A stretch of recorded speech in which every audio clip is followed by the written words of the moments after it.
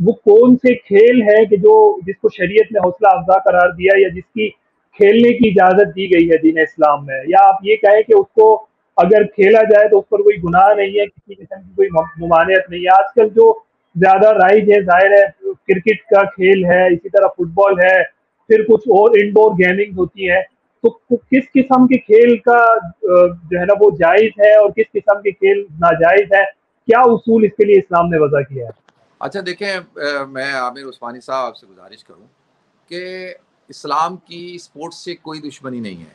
مجھے تو آج تک جو ٹھیک ہے. ہے وہ دن نہیں بھولتا کہ ہم دوپہر کے ٹائم پہ، چھٹی کے ٹائم پہ کرکٹ کھیل رہے تھے اور ہمارے قاری صاحب نے ہمیں 2 گھنٹے مرغا بنایا تھا صرف اس بات پہ کہ ہم چھٹی کے وقت میں کرکٹ کھیل رہے تھے.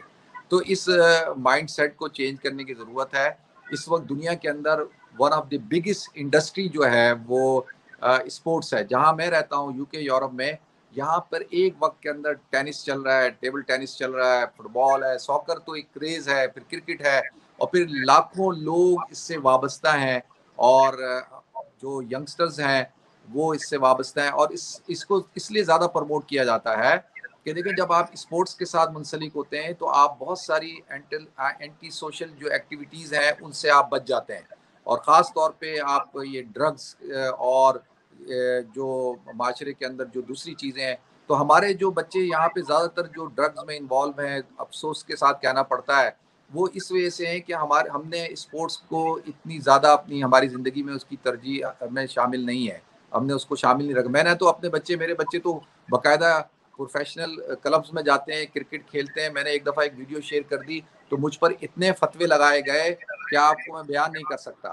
تو میں یہ سمجھتا ہوں کہ آج کے دور کے اندر کہ جو اسپورٹس ہے اس کے اندر صرف اس بات کا خیال رکھا جائے کہ ایک تو آپ اپنی ذمہ داریوں کو پورا کریں، آپ دوسرا نماز کی پابندی کریں، اور خلاف شرع کوئی کام نہیں ہونا چاہیے، اور شریعت کے خلاف کوئی کام نہ ہو.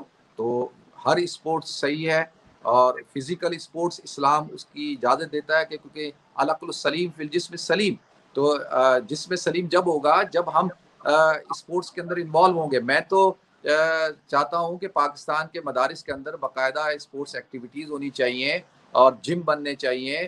اور کیونکہ ہم دیکھتے ہیں کہ ہمارے علماء جب 50-55 سال 60 سال کے ہوتے ہیں تو وہ ماشاءاللہ اتنا ان سے اللہ نے کام لینا ہوتا ہے، لیکن وہ فزیکلی جو ہے وہ ان کو فالج ہو جاتا ہے، وہ بیمار ہو جاتے ہیں، شوگر بلڈ پریشر کے مریض ہو جاتے ہیں. جب کام کا وقت آتا ہے تو وہ بیچارے بستروں پہ ہوتے ہیں. اس کی وجہ یہی ہے کہ ہمارے ہاں اسپورٹس ایکٹیویٹی کو ایک شجر ممنوعہ قرار دیا گیا. جیسے میں بتا رہا ہوں کہ میں 2 گھنٹے تک مرغا بنا رہا، اور آج تک میں اپنے بچوں کو جب یہ بات بتاتا ہوں تو میرے بچے ہنستے ہیں کہ صرف کرکٹ کھیلنے کی وجہ سے. تو عرض یہ کرنی ہے کہ ہم اس دنیا کے اندر رہتے ہیں، اور اس دنیا کے اندر جو چیزیں اللہ تعالیٰ نے رکھی ہیں اس کو ہمیں سمجھنا ہوگا. اور ہر اسپورٹس جو ایک شرعی حدود کے اندر رہتے ہوئے ہو، فزیکل اس کے اندر ایکٹیویٹی ہو، تو اسلام اس کو جائز قرار دیتا ہے.